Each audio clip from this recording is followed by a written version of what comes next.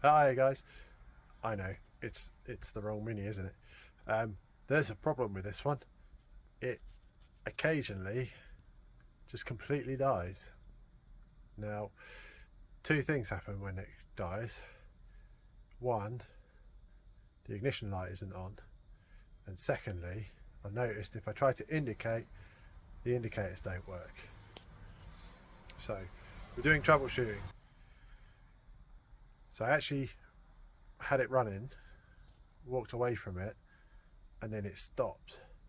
Then I didn't touch anything at all. So I got my multimeter, put it onto 12 volts, and we came in here and we checked. So what we did was we checked on the coil, nothing. We checked on the solenoid for the starter down here. Ooh, can't see it, but it's all the way down there. And we only had 12 volts on one side and not the other. So then we checked on the fuses here. You see the four fuses in there, and basically we didn't have any voltage on either side of the top fuse. Now if you know your fuses, that's white on one side and green on the other. Basically that is the supply from the ignition. So on this one there's actually an extra connector just before it goes into the fuse, where it sort of tags in the ballast resistor wire that goes to the coil on this car. Not every car is going to have that, but basically we know it's not the fuse because we didn't have 12 volts on either side. Pulled off, I should just go back a second. I found the hazards were working, the indicators weren't. This, along with your trusty Haynes manual, if you haven't got one, you should get one, shows me that it's basically something to do with the big thick white wire that's supplying the 12 volts to here that comes from the ignition barrel. Eventually I have found that it is the ignition barrel itself, because the connectors in the way under the steering column. Let me show you where that is.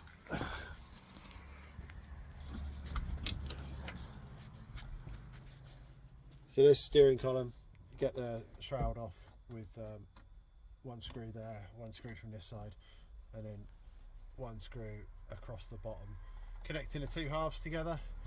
Then you got your ignition barrel, and then you got a small harness coming out of that with this join here. So check that join all for corrosion, give it all a good wiggle. Can't cause the fault to happen. So on the back of the ignition barrel here, well, it's actually not there at the moment because I've taken it apart, which is not really a serviceable item, but I just wanted to find out if it was the fault. Pretty much the white wire on the back of there, if I tugged on it enough, I could get the ignition light to go out when the key's in position 2.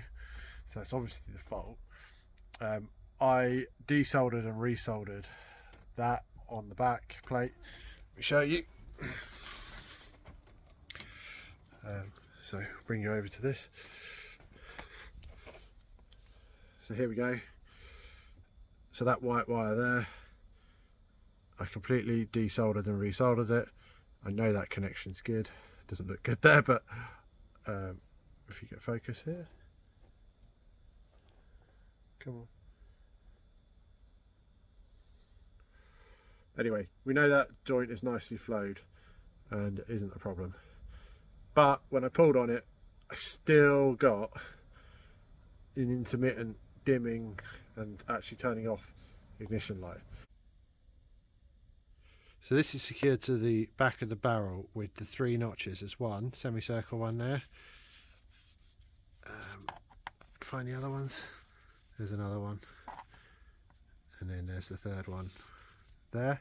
And basically it's just the metal is crimped into those, so if you did want to take this off, you can pry it off by bending the metal. See where I damaged the plastic slightly there with my screwdriver that I was prying it with.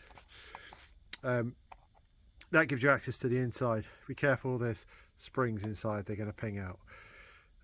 So here is the conductivity plate that rotates with the barrel. There's basically a key way on the end of the key barrel that fits into there, and it rotates this. So I've started cleaning this. It was all tarnished like this side, or actually worse. So I've just started cleaning that off. And then in the back, obviously here, you've got the contacts. So that big one now is on the brown wire, which means in multiple positions that will be connected. And depending on what position you got your switch in, it'll either be on just the two small pads or on the two larger pads, which is ignition. And then it's this nearest pad to us, trying to get you a nice, there we go, which was intermittently connected. So what I'm going to do is just going to slightly bend that out and clean it up. If you had some electric conductivity paste, you could put that in there as well, but I don't have any to hand, so I'm just going to clean it up for now, and then we'll get it all reassembled and make sure that it when I wiggle the wire, that the light doesn't dim or go off again. This might not be very easy to put back together because there are springs. I'll try and show you those.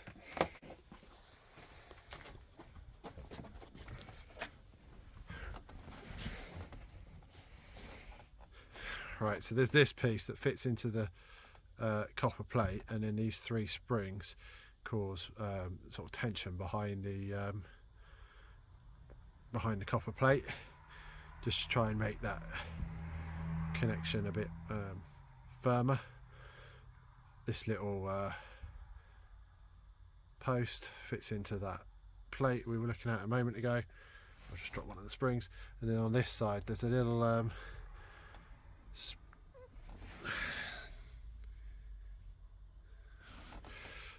on this side there's a tiny little spring in that hole, and then there's a bigger spring here which gives the force against the key for going into start position, and you know, there, oh, don't jump out, for going into the start position and then back to position 2 on the key. Right, I'm going to get it cleaned up and see if I can get it reassembled. I might not be able to. Why am I trying to do it this way? Because if you take the ignition barrel off, firstly it's 35 plus delivery, so 40 quid.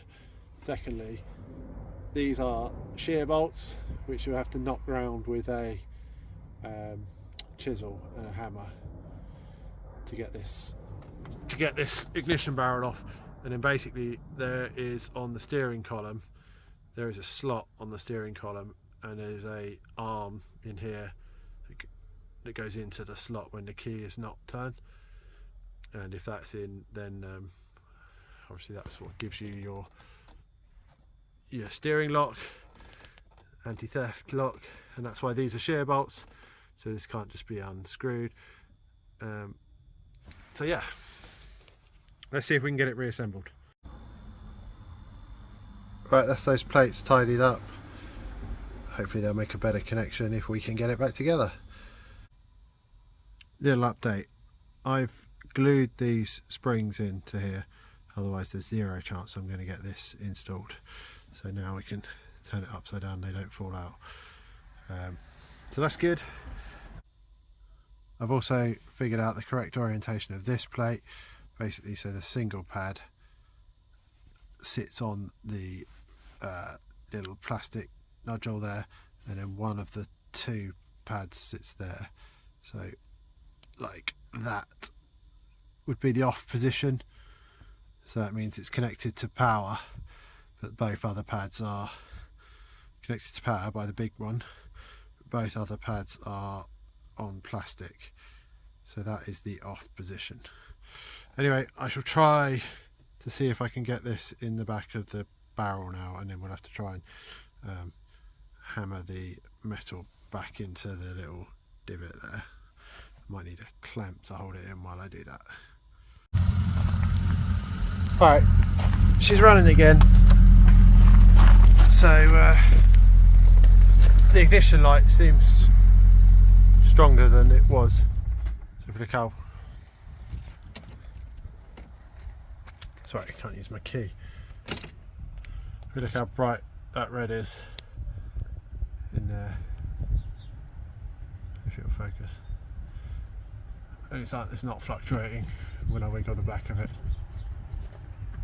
So I think we've got away with resolving that there. I do possibly have a heater problem. Bit of steam inside here. That's going to be next on the list, I think. Take that matrix out and see if I can test it for leaks or something.